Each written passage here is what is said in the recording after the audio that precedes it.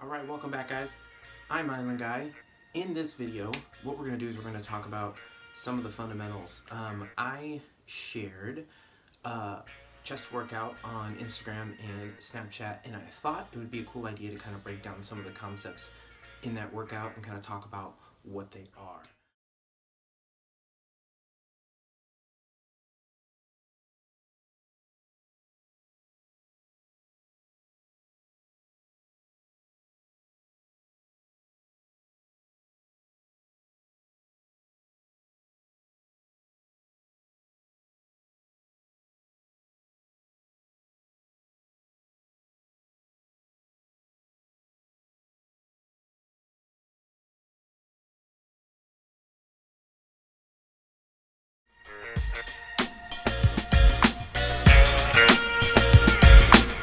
So the first thing that we're going to talk about is the superset.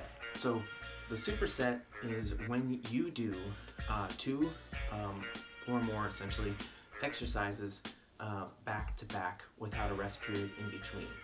In that workout, essentially what you're doing is for one exercise you're isolating the bicep, and then when you're doing the other one you're doing the tricep, and essentially you're gaining some rest when you're switching from one exercise to the other, but you're not actually stopping what you're doing. This achieves two different things. Number one is it lets you pack a little bit more volume into your workout so you can do more efficiently and quicker, but two, it just like shocks your body a little bit more, where you engage some more muscle in a shorter period of time. So they're really cool. I like using them primarily because I don't like spending a whole ton of time in the gym. So utilizing supersets kind of helps shorten that time down. So superset, two or more exercises at once. Now I want to go ahead and pause here real quick and share that some of these things I'm talking about in this video, you can see you can utilize at the same time. So you can kind of combine some of these different concepts within your workout. So keep that in mind. The next thing we're going to talk about are drop sets. So a drop set is where you complete your rep or your set. So depending on what you're doing, I like to start out with like a 15 rep exercise for the first set, and then 10 going a little bit heavier, and then 5 going max weight. But no matter what you do, the drop set is where immediately after you finish that set, you cut the weight by half, and then you rep essentially till failure, which is a concept we'll talk about in just a few seconds. To give you guys an example, again with the arm workout I shared before, there's some dumbbell curls that you do and different things like that. One of them is the single arm dumbbell preacher curl. I started with 45 pounds and repped until failure essentially, but the idea again is to kind of stay within the rep range that you're targeting. So like I said, if it's 10 then, if it's 15 then 10 then 5, you want the weight to be the maximum you can do to reach failure within that rep range. But anyways, that's a side note. So 40 pounds, 10 reps. By the 10th rep, that's essentially just about hitting failure. After you get to that 10th rep, you drop the weight by 50%. So I grabbed a 20-pound dumbbell, and I would continue at that point, no rest. Continue to rep until I couldn't anymore, until complete like muscle fatigue, like you're done. Doing that allows you to engage that muscle for a longer period of time as well. So instead of just ending the exercise with that first set, you're continuing to shock that muscle by dropping the weight and engaging until you can't anymore. And like I just mentioned a few minutes ago, you can combine these different things. So in some of that exercise for the arm workout, you do a superset and then you immediately switch into doing a drop set during the last set of each group. So again, something I can talk about kind of later on in maybe a separate video. But that's essentially a drop set. So cut the weight in half by 50%, rep till failure. Again, to kind of stretch that engagement all the way out until you basically can't lift anymore. So until you're done.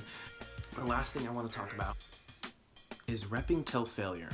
So repping till failure is where you basically, I mean, it's what it sounds like, but it's where you focus less on the amount of weight or the rep and trying to hit a certain rep range or amount, but you finish that set by going as far as you possibly can. So it's more about mentally focusing on the mind, muscle connection, and like repping until failure.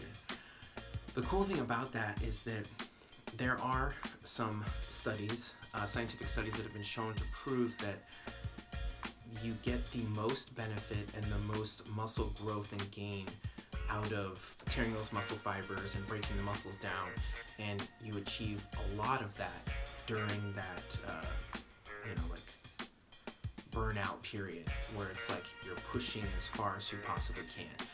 It's a cool quote that I heard, which kind of stuck with me, especially within this workout, which is you have to fail in order to succeed. So repping till failure is something that you have to do in order to succeed. So if you're trying to build muscle and you're trying to get bigger arms or do whatever you're doing, you've got to rep till failure in order to succeed in that fashion. So that's something for you guys. All right, so we're gonna wrap up this video talking about negative reps. All right, so last but not least are negative reps. So when you are doing your motion, like your rep essentially, no matter what it is, you have a positive and you have a negative portion of that exercise. So in the sense of a dumbbell curl, you've got the positive motion coming up, and then you've got the negative motion coming down. So incorporating some focus on the negative portion of the exercise will also help you, again, tear the muscle fiber more, break the muscle down, and help you engage a lot more. So what you essentially do is, in the case of some of the single exercises within that arm workout that I shared, and then at the end of that set, what essentially you're doing is you're focusing on just the negative portion. So for the preacher curl, again, for another demonstration, for that one, when you've got your elbow isolated, you're not focusing on the positive. So even if your arm is so completely dead that you need to use your other hand to assist, you can pull the weight up towards you and then let go and focus on going slow and controlled down for the negative portion of the rep. By the time you're done with that workout, you're just like, you're donezo. So anyways, I wanted to make this video just to share that with you guys. So there you go. We will talk a little bit more about some of these fundamentals. Maybe we'll do like some separate videos focused on each one of these things, as well as some other workout fundamentals. But yeah, I just figured I'd kind of make this for you guys and start here. So thank you guys so much for watching. Again, I'm Island Guy. If you haven't liked, subscribed, or commented, you should do that.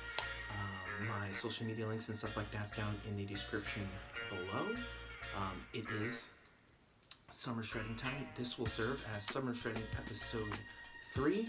Just as an update for you guys before we completely close the video, I'm sitting at 184 pounds.